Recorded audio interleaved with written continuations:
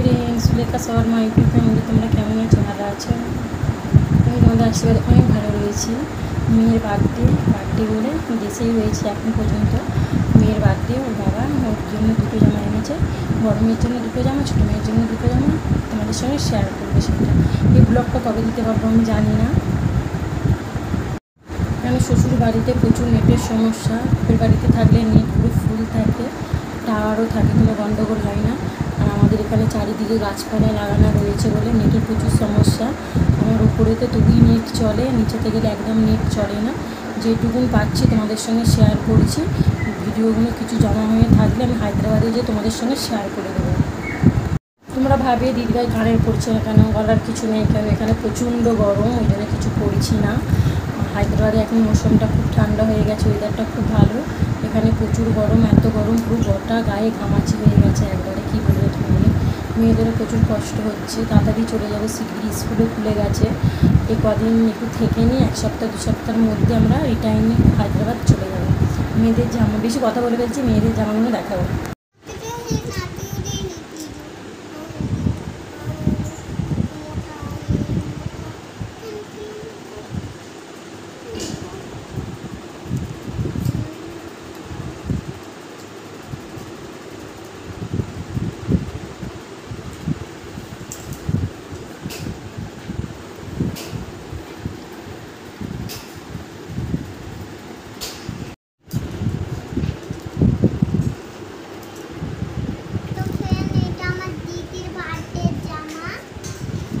কালকে আমার দিদির বার্থডে,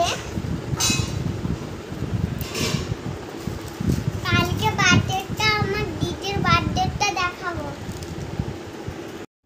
এটা আমার জামা, আমার দিদির বার্থডেতে পরবো আমি জামা।